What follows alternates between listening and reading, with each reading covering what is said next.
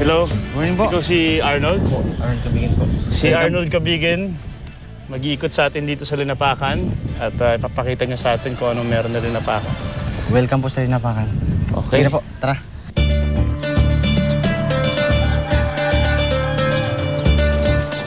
Ang ibig sabihin pala ng Linapakan ay footprint.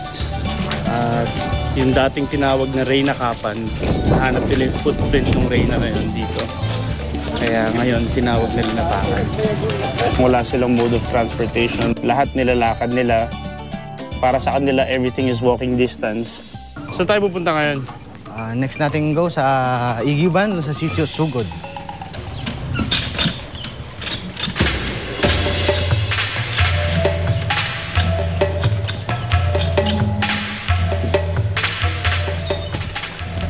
Magandang umaga po. Magandang umaga. Dami nang naigiba. Dahil liblib na lugar ang Linapakan, hindi pa ito matayuan ng sariling sistema sa tubig.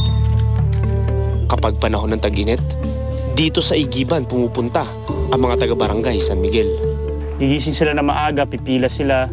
Tapos para lang makakuha sila ng tubig, mag-pump sila sa poso. Sige nga, patry. Ako naman, tulungan ko kayo. Ayun, no? Ngayon lang ako nag-igib ng tubig na ganito. Dito talagang pinaghihirapan ng fresh water. Kaya dapat sa atin, sa Manila, kung anumang syudad, dapat di natin sinasayang yung fresh water natin dahil tingnan mo dito. Para makakuha ka ng fresh water, lalaki muna muscle mo.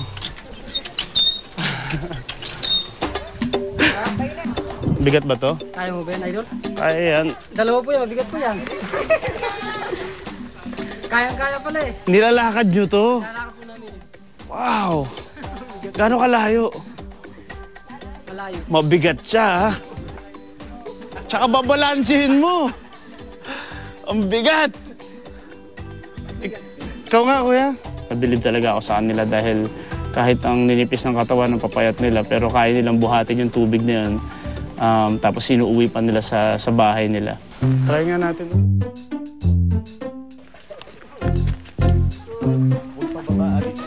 Okay. Mahirap siya, ha? Titibay ang balikat mo dito. Yun talaga ay opener para sa akin at hopefully para rin sa ating mga viewers. Dahil yung mga tao dun sa barangay ng San Miguel, everyday kailangan nila mag-igib ng fresh water. Baka gutom ka na. Medyo gutom na nga ako eh. May paghahanda po dyan sa kabila, sa mga bangkero. So, pwede ba tayong kumain doon kung gusto niyo pong kumain na? Sige, tara.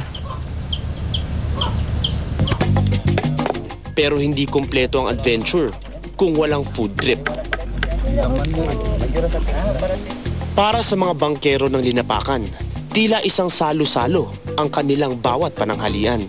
Kadalasan nilang handa ang mga yamang dagat na sila mismo ang humuli. Hello. Wow.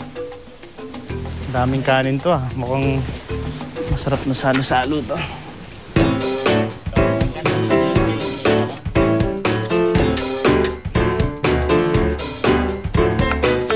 Ano yan? Sea urchin?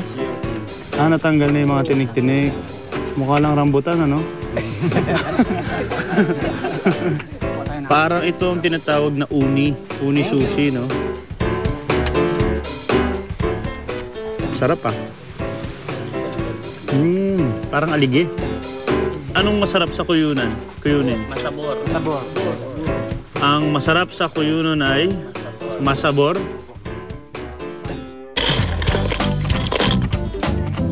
Balilit ang tawag dito. Masarap din kaya ang kakaibang shells na ito? Dito?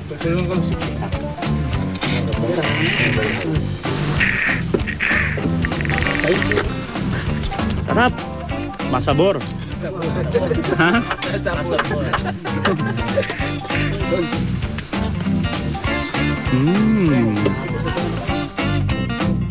It's something new for me. And naging curious din ako sa mga kakaining pagkain, sa mga hinandaan nila. Yan ang ano, sanay kumain ng... Talent yan ah. Kung minsan, sa bilis ng takbo ng buhay natin sa syudad at sa atensyong ating nakukuha, ang mga bagay tulad ng pakikisalo sa mga tao ay ang siyang nagbabalik sa ating mga paa sa lupa. Ubus na agad. Bangka, marka ng Mulawin. May mga bangka dito, Mulawin tsaka Captain Barbell yung pangalan. Ayos ah. Baka makalipad yun. Busog na busog ako sa tanghalian at pati na rin sa kwento ng mga bangkero.